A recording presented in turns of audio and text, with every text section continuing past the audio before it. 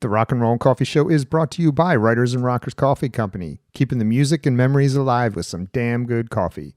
Be sure to pick up your Rock and Roll and Coffee Show coffee only at writersandrockerscoffee.com. And also brought to you by Retroactive, located at Broadway at the Beach in Myrtle Beach, South Carolina, keeping you retro with everything from 70s, 80s, and 90s. Shop retroactive.com. It's the Rock and Roll and Coffee Show. Yeah, we do.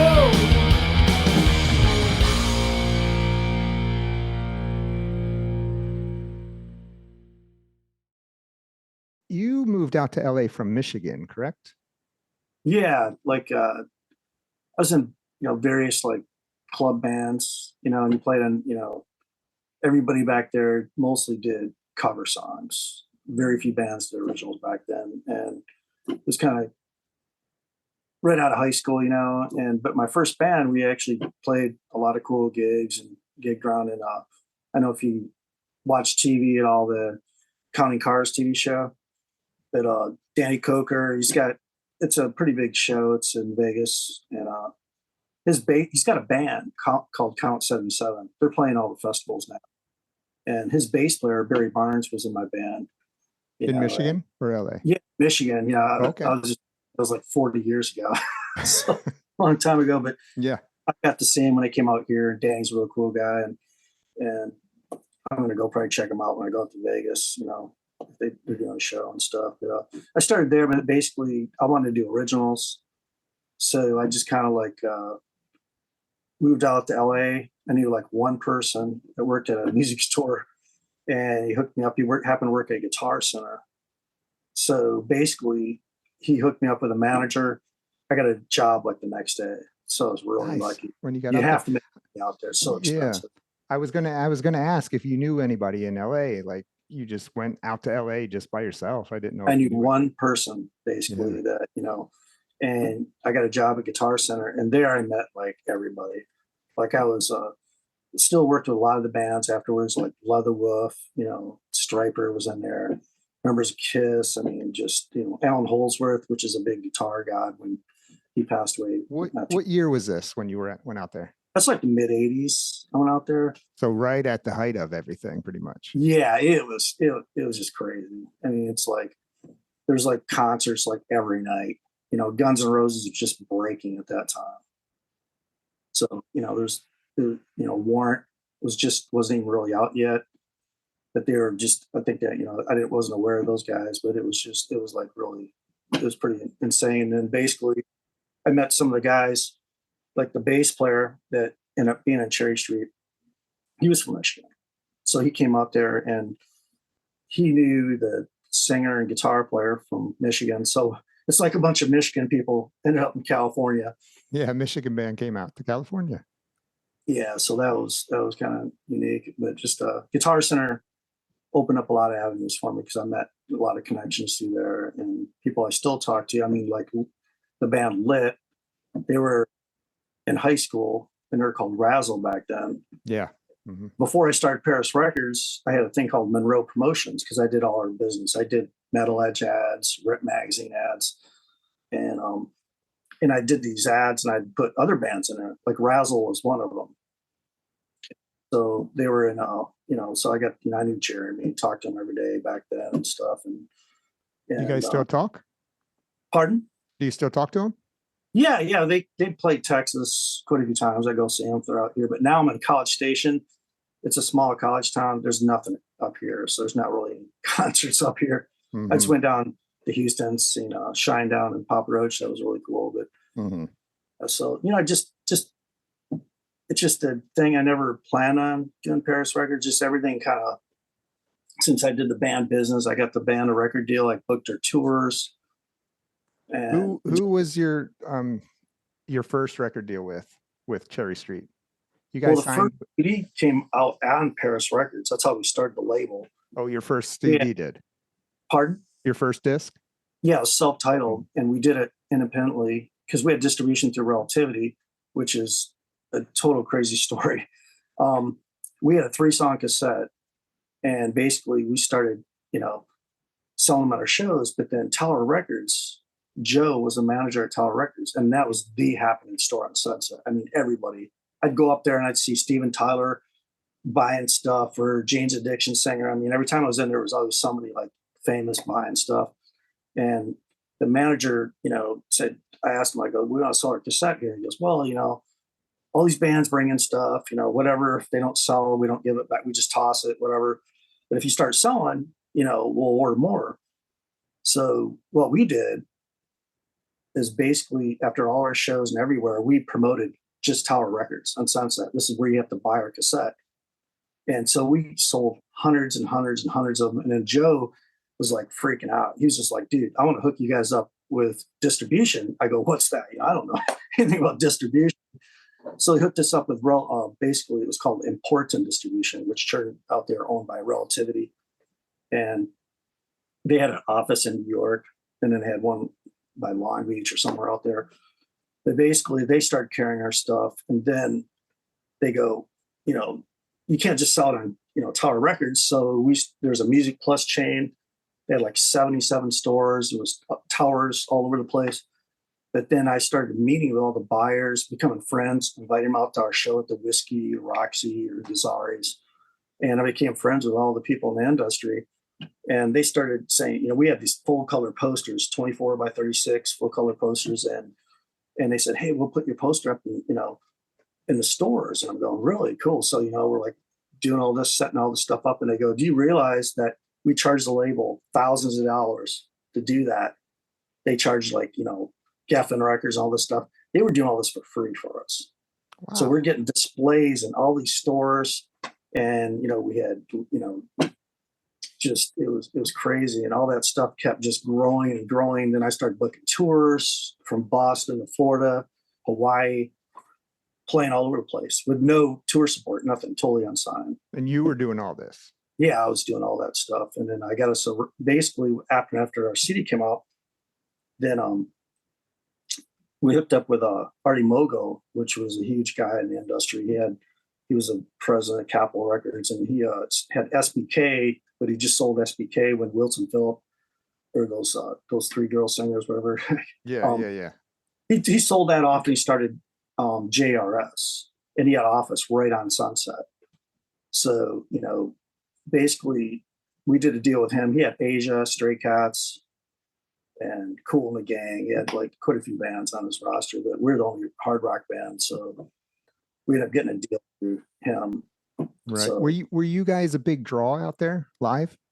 Yeah, we got the headline, Gazzari, the Whiskey Go-Go, Gazzari's. We were the first band to get a colored star. Bill Gazzari had this like stars on the side of the building. So we got the first one. It was all in color and stuff. That was really cool. And the Whiskey Go-Go, we had a massive show there because we're the first band in there after they filmed the Doors movie. Yeah. Val Kilmer. So we're like the first show back in there, and that was insane. We've actually videotaped that.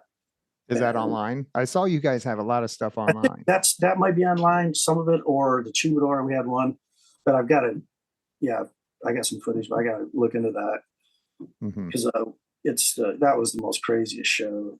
But yeah, we did a lot of that, and then we'd go out and play for 2 months across the Midwest or down south. Played Texas a lot, Colorado, and they gave us a lot of experience, stuff like that. Yeah, I saw you. I grew up in Florida during that time. Oh, and I really? saw you guys were at the Rocket Club, and I used to love the Rocket Club. Yeah, the Rocket Club in Tampa, right? Yeah, kind of by Tampa Stadium. That's right. We were hanging out there for a while because I remember Warrant was recording at Morrisound, Dog Eat Dog. Mm-hmm. And we knew the guys in Warrant because, like Jerry and Eric came up and introduced us at shows. And that's eventually we ended up working with Eric and on our Squeeze a Dry record on JRS. He brought in Pat Reagan, which did Shotgun Messiah, Kiss, and recorded there and stuff. So we knew the guys in Warrant. So we were partying with those guys hardcore. It was a lot of fun. Yeah, I bet. So coming up during that time around all these bands that later on went and became big bands, I mean, who else did you hang around with at that time? I mostly did, we'd go out and promote all the time on the strips. You'd always run in all these people. Hand out flyers? Doing flyering. and all that, we definitely promote it. We'd go out there like just in full force, but we'd go out and do concerts like Bon Jovi was playing.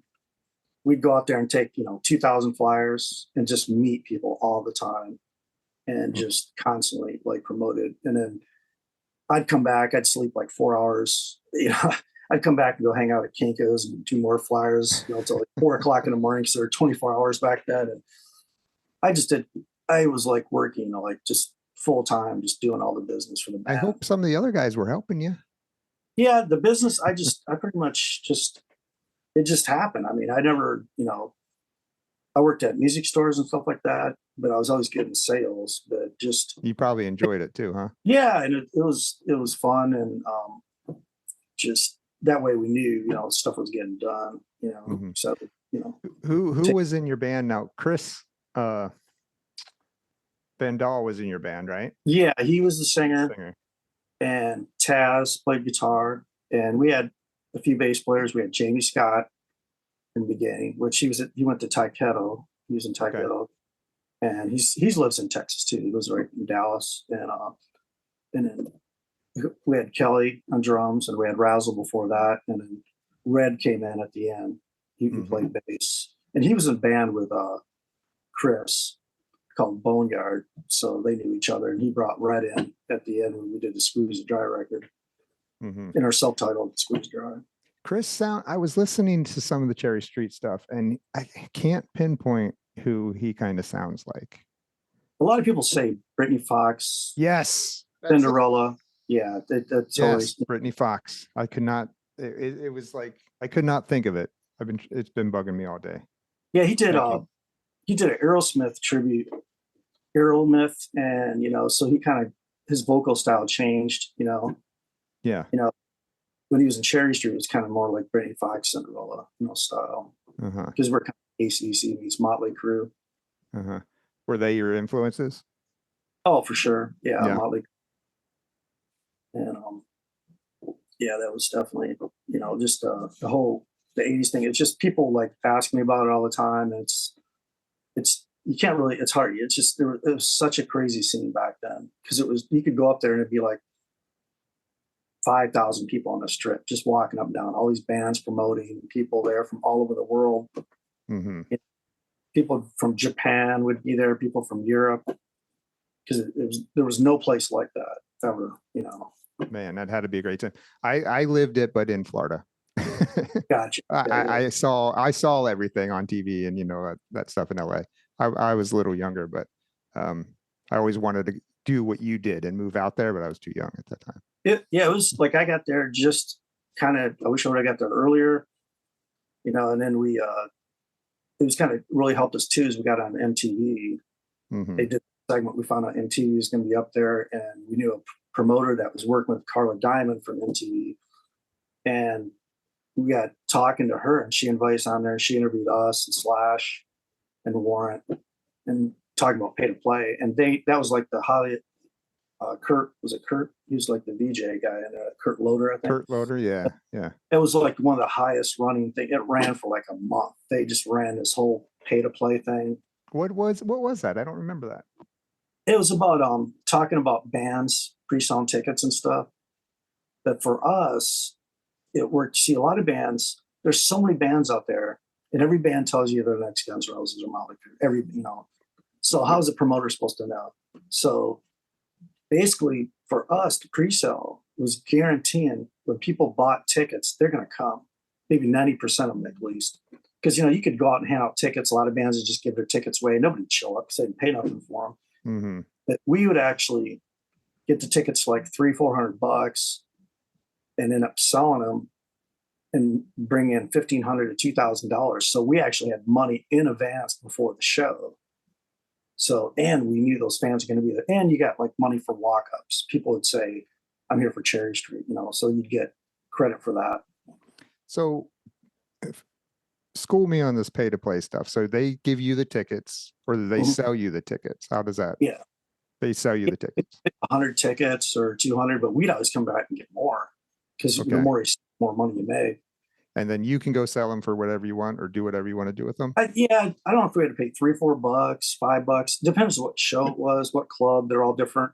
Mm-hmm. But we'd sell them for, 10, 12, $15. I mean, it varied all those. I don't remember, it's like 30 years ago. Yeah. So, Yeah.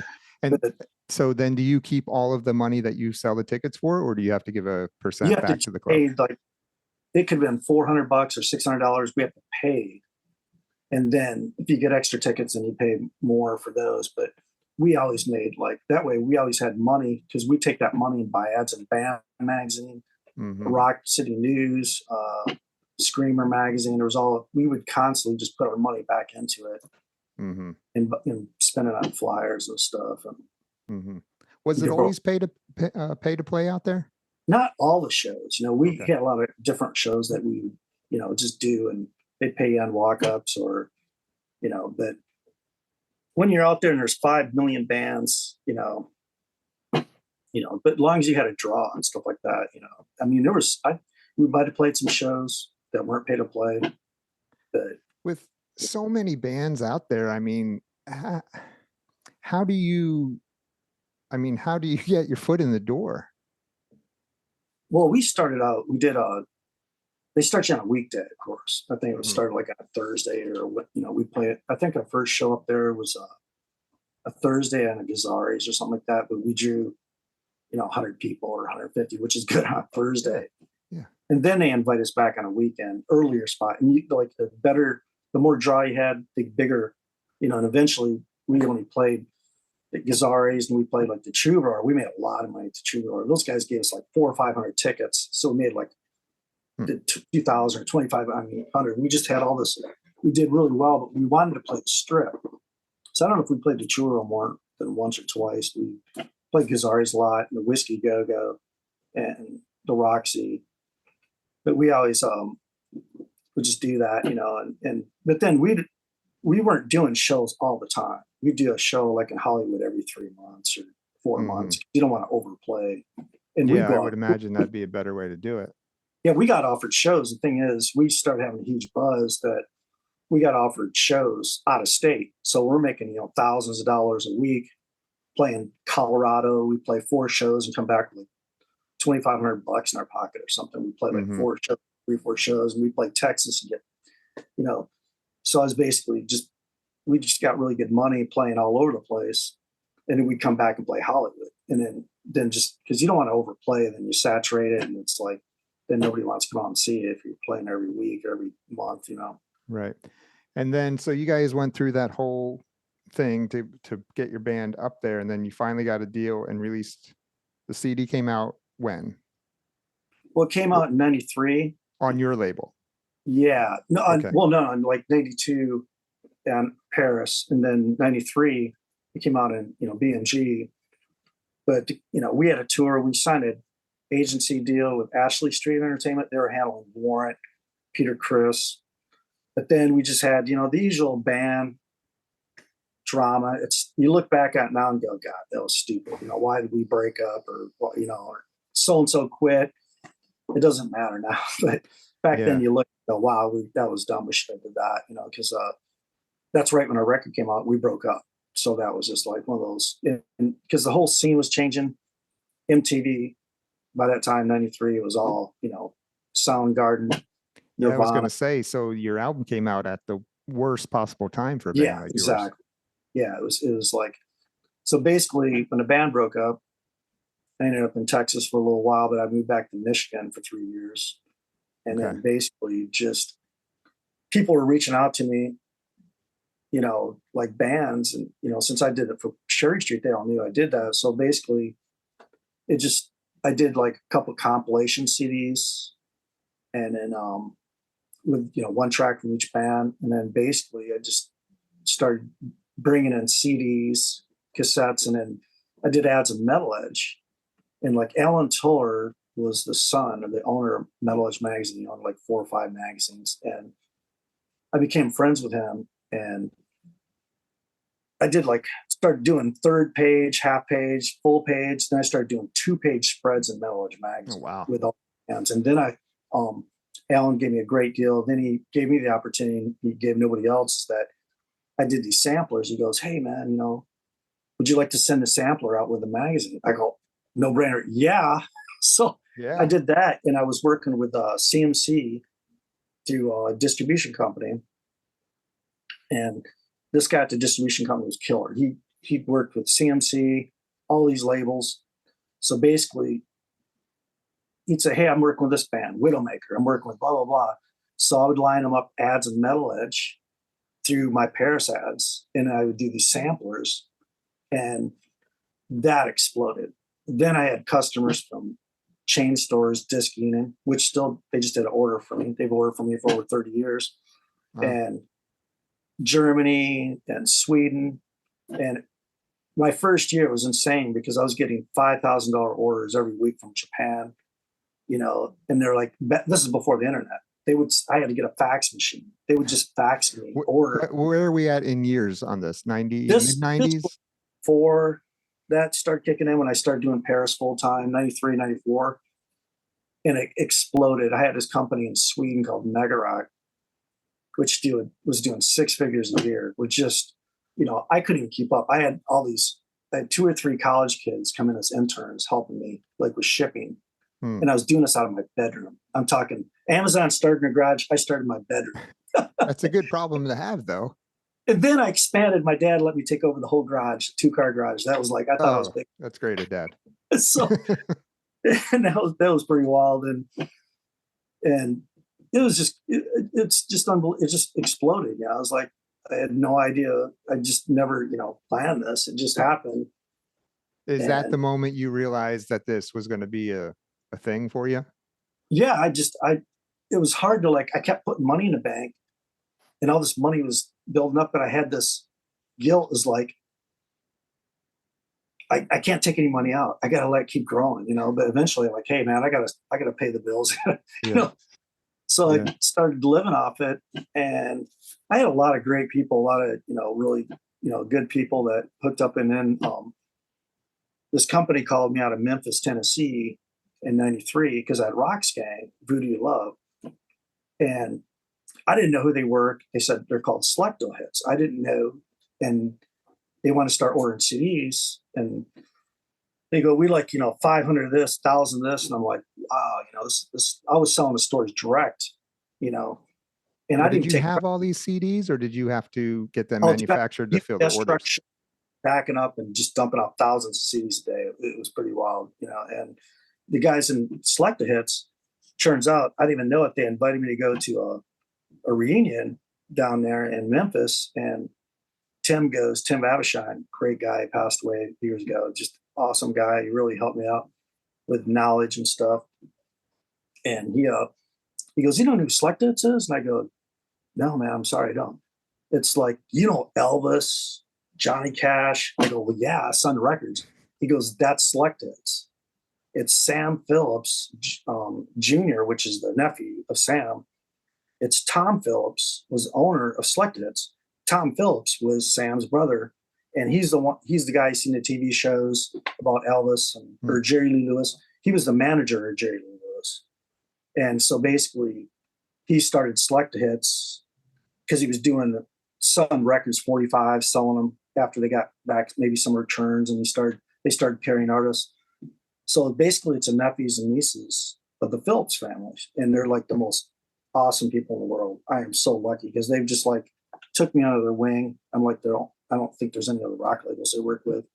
They do Jimmy Buffett, and before he passed away, they did a lot of stuff. They do a lot of artists like that. And sounds like you were meant to do this, because it seems like whether you're in the right place at the right time or whatever it may be, or you're a great person, that's probably it, right? Why you keep getting hooked up with all these people that are helping you along your journey.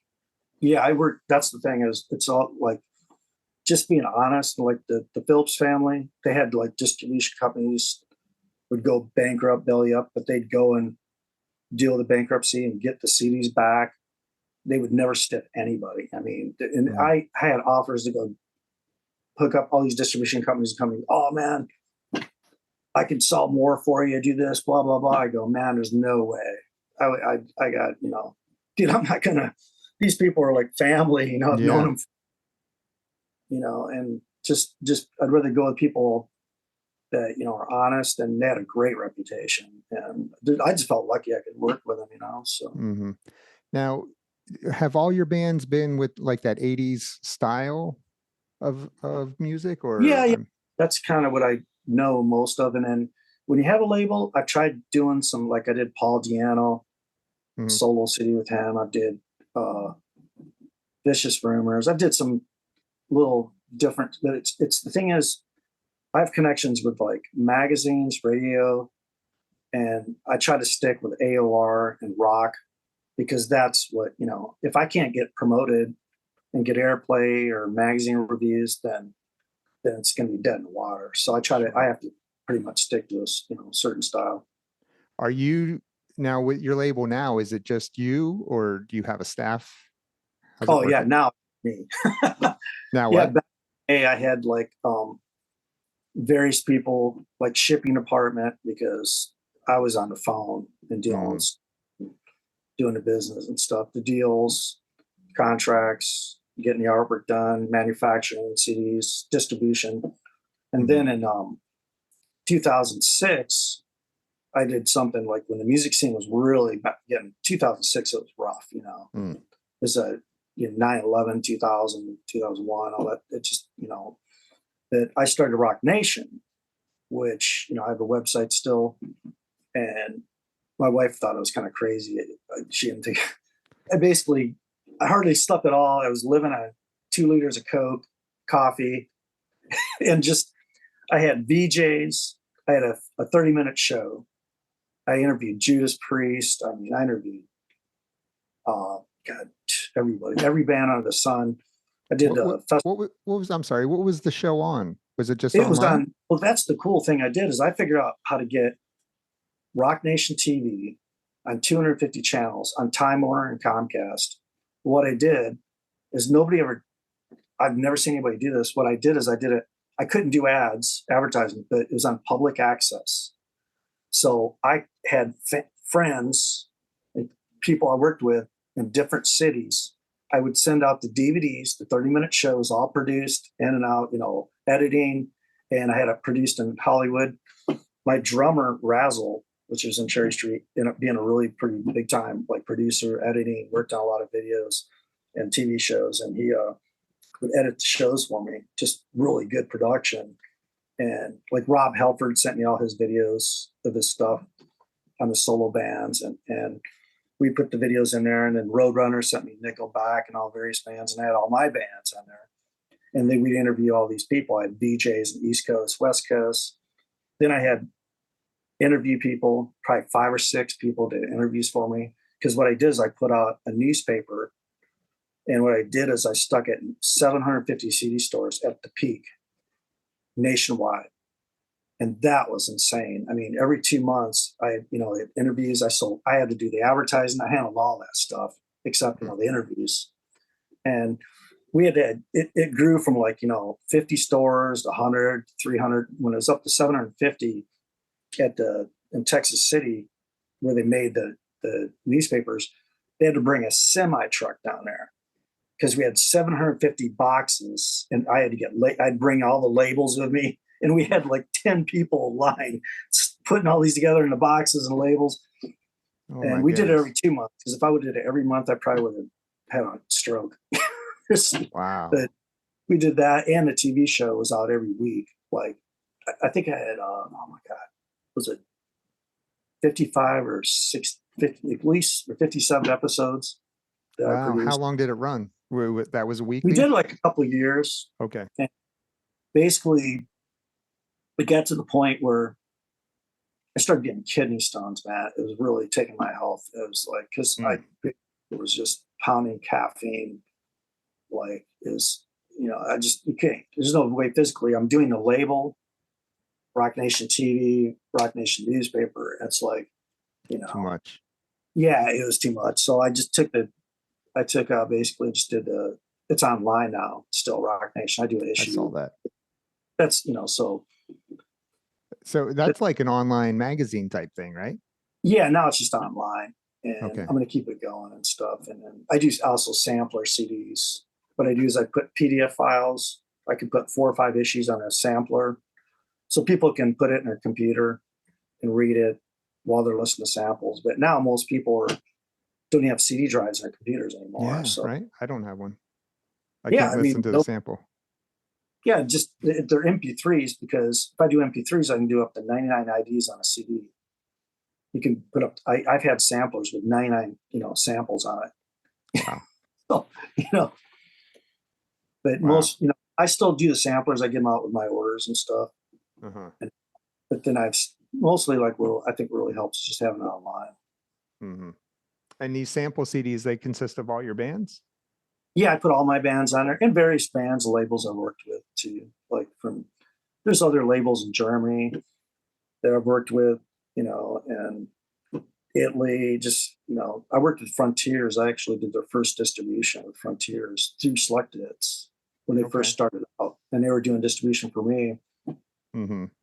But, so you were doing it here for them; they were doing it over there for you. Yeah, they were carrying some of my bands and getting them in Italy. They do distribution, and they had a few bands. How do you find your bands? Do they come to you, or do you keep an eye out for bands? And if you hear one, yeah, just word of mouth, and then I kind of like, hear about somebody that most of the stuff I get sent isn't even what I do, Mm-hmm. So, but I pretty much just now I'm 62 now, so yeah, I'm only going to do 3 artists a year, and I'm doing I got Last World just came out, January 5th, and Babylon ID is wrapping up a new studio record. They did one for Frontiers before. I just did their live CD last year, so I could spend a long time, and I could work that record for months. Like Frontiers, Derek even said in interviews, they're putting out so many releases a month. They basically work your record for 2 weeks, 3 weeks, and then that's it. Yeah, out there, and it's just. But I'm going to work it for months, constantly set up interviews, more airplay. And Mike Brandvold is my publicist. And it was kind of interesting. When I first started out, he was just messing around with websites. And he designed my first website, Perris Records. Way back then. Yeah, back then. Okay. And then I was kidding with him the other day that, because he basically did start doing websites, and then he went to work with Gene Simmons, did the whole Kiss Online. And he did Britney Spears. He did everybody. He got into publicity work now. He did it was real successful. The Wasp tour, that Wasp tour really exploded here, and so it's working with him and stuff. He's helping me. He does really professional press releases, and he's going to be doing setup interviews. He did really well with Derek because, Derek's a great guy from Babylon, Derek Davis. And people enjoy talking to him. So he'll set up a lot of interviews and stuff like that, and reviews and stuff. So when's that record coming out? Well, I can't set the date till they finish it. They're hoping to finish recording here and soon, a month. I don't put any rush on it. Just, it's got to be done right. Just when it's done. Then, no deadlines. End of April, May, kind of, it's hard to, I can't say any dates yet, but we have 2 release dates a month on Fridays through Select Hits because they have a promotional book they do. So, once we get the release date, it's all wrapped up, mastered, artwork, ready for the seed plant, and then Mike will do a major press release. And then we'll work the press and all that good stuff. And you reissued Cherry Street, your record, right? Yeah, I just reissued first it was this guy in Russia was he got a hold there was a fan of ours in Japan that took a bunch of our demos and had on a CD. Well, this guy in Russia just copied our flyers off the internet, and he was selling on eBay for $100, $150, and I had a lot of people buying them. And my wife's a lawyer. I sent, I don't want to come down hard on eBay because then I don't want to get blackballed or whatever. I don't want. So I just go, well, you know what? The best way to get rid of this guy is I'll put it out, and I'll do it with. I got all the original photos, so that it's not just copy scans off a flyer off the internet, which you get all grainy. I have all the original photos, and then the guy that I've worked with for years. I mean, he used to master my stuff before, Anthony Fox. and he's pretty known drummer. I mean, he was in an Alice Cooper Poison video. He was in Beautiful Creatures. I put a Beautiful Creatures CD out for him, Deuce, and he started doing mastering, and he used to master all my stuff. And then he just recently did Ace Frehley, Buck Cherry. He works with a major producer, and he's did a lot of records. Night Ranger, and, mastering. Yeah, mastering. Okay. But no, he records and mixes. Oh, he does. Okay. Mixing. He still records some of it, but he does a lot of mixing. So I had him remaster it, and then I re-put it out. Twisted Rude, Sticky Sweet. I did that. And so that way it's killed the sales, the guy in Russia, because, you know, you can buy for $12. Did it work? Yeah, the guy's gone. I haven't seen him. I haven't looked recently. Yeah. Nobody's going to buy his piece of garbage that sounds terrible, that this stuff's been remastered. I had original DAT tapes. Yeah. You know, his was just off a cassette. The cassette transferred the CD. So then after that, I did Squeeze It Dry that we released. I re-released that, and then a self-titled record we had on Perris Records. And, you know, there's still a lot of people, like, they're still out there that, you know, like the band, and, you know, so. Yeah. You know. That's awesome. I've been touching a lot of those people. It's great, you know. Yeah, you've done a lot of stuff with, I mean, I think you did some LA Gun stuff, right? Yeah, I did LA Gun. That was a really big one for me because Steve Riley, we were working out the deal and stuff, and we did Shrinking Violet, and Chizzy was in the band. And right when we did the deal, I think the record was just done. We're getting them pressed. They got the Poison tour, the opening slot in the Poison tour. And I went out, hit about 5 or 6 of the concerts. We did flyers at them, promoted the record. And that sold really well. It did really well and stuff. That was great. That was a big one. And then another big one I did was just distribution. I didn't actually press it on my label, but you know, since I worked with Eric Turner, that we did they just sent me, you know, thousands of CDs. I put them through Select Hits, and they got on the Poison tour. And that was, you know, so I had 2 bands that did really well on the Poison tours, because that was the big festival during the summer. And Poison went out, like Cinderella with them, and all the bands. And you recently put out Paul Lidel's Scream Therapy, which I've had Paul on my show to talk about that record. But you've worked with Paul for a while, right? Yeah, Paul. That it was interesting because when I moved to Austin, Texas, because I was in Michigan, and I moved down to Austin because Taz from Cherry Street lives there, and I stayed with him until I bought my first house, and I had a warehouse down there, and basically my sound engineer guy, I had a studio, 24-track digital ADAT studio, and he was the sound man for Dangerous Toys. And then, you know, and I knew Jason and Paul, but I got to know Paul and stuff, and they'd come on in my boat and stuff. I had this cabin cruiser boat, like Travis, and it's like Colorado River. It was a blast. It was like the most cool. It was in a marina. I had like rock stars, movie stars out there. Forrest Whitaker was in town doing the whole boat movie. He came out my boat because a friend of mine was working on the movie, and you know, Derek St. Holmes and Ted Nugent, he was recording with me. You know, and Jason McMasters and Every Mother's Nightmare. I mean, just all the bands were coming in town. You know, I'd have them all on my boat and party and stuff. But Paul was a great guy, and I told him he had this band he wanted to record, and it was a side band. It wasn't Dangerous Toys. And he goes, "Yeah, I'd like to record in the studio and stuff." And I go, "Yeah." And you know, because I was charging bands to record there, and I just started thinking, my wheels are turning. I go, I love Dirty Looks because he was in Dirty Looks. I go, you know what? I've always wanted to do an AC/DC style band and record. Tell you what, if you come in and do a record for me, do like an AC/DC style, see 9 songs, then I'll record your band for free. So basically, he goes, "Oh, that's yeah," because for him, he could write that stuff literally in 5 minutes. Yeah, and go and record it. So he goes, "Who do you want to sing on it?" And I was thinking of AC/DC. I loved Rhino Bucket. So I'm thinking George from Rhino Bucket. Before I could even call it George, Jason mentioned it to Jason. And Jason goes, "Screw that, man. I want to sing on it." Before we even I love the Broken Teeth stuff. yeah, so it's basically that just out of that just came Broken Teeth, and it turned into a touring band and did various cities. And I remember we recorded at my studio, and I'll never forget, I did backups on it. Me and Jason, I think we had one other person, but it was so much fun recording with Jason because he's right there, and we're, just the guy's just a total professional, man. I mean, the guy's just like, he's been doing it all his life. Just like, Yeah. You were playing guitar on that record?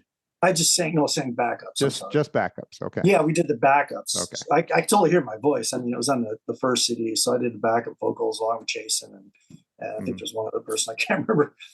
Yeah. But then just work with Paul on that, and then he had another side project called Adrenaline Factor, and they did videos. It was on Rock Nation TV, and they did some shows. I put on some network shows down there, Perris Network shows, and so I worked with Paul on that, and just, then he had 99 Crimes.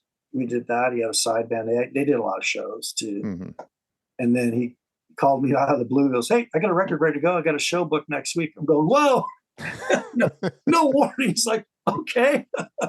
So this is the Scream Therapy stuff? Scream Therapy, Okay. yeah. And he sent it to me, and just like, it's ready to go. He just that's nice working with professionals, because they just, they get it all wrapped up, and because they know what I want. I've worked with them for so many years. They all know what I can do.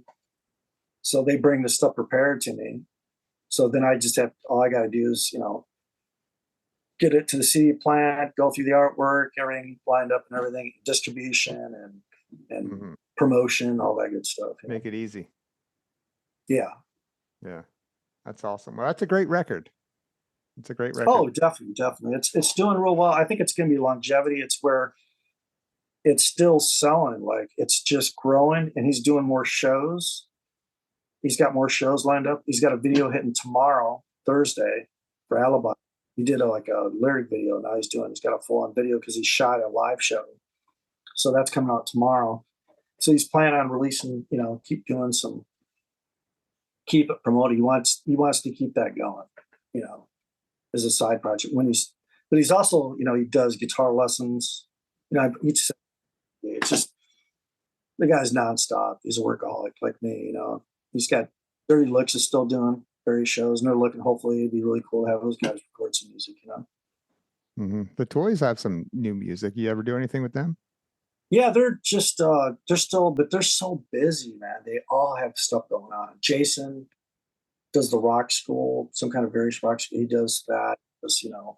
He has a lot of tribute bands, different bands. He's been in tribute bands.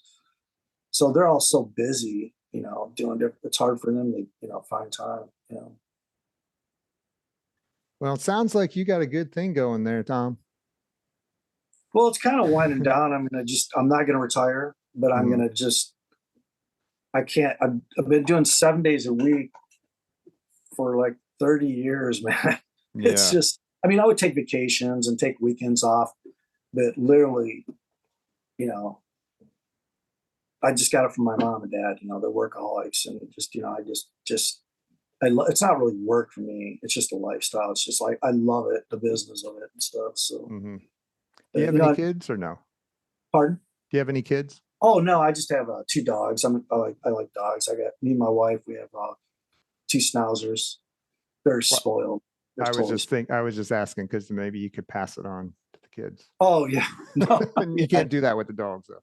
Can't do it with dogs. Yeah, no. Well, you could, but it might not go too well. Yeah, probably. All right, man. Well, that man, you got a good thing. Like I said, you got a good thing going there. Oh, and, thanks, I've listened to a lot of the stuff. A lot of stuff's good. Yeah, I appreciate you joining me. Well, I appreciate it's cool. I appreciate the promotion, and I enjoyed your show. When I saw Paul's, I go, wow, this guy is really, I like the show. It was real. Oh, thanks. It was smooth, and just kind of like you said, it's like, just kind of like let it flow, and not just trying to get through all the questions real quick, I like it. So if people want to check out Perris Records, if they're not familiar with it, or even if they are, where can they buy the CDs? Yeah, just go to www.perris, www.perrisrecords, PERRIS records.com, Perris Records, and on Facebook, I mean, everywhere. And then rocknation.us for the, Rock Nation promotion. Awesome. All the CDs are available. They're up there. Okay. And then, of course, all the CDs are available on Amazon and, various websites. Right. all Right. over the And you world. ship worldwide?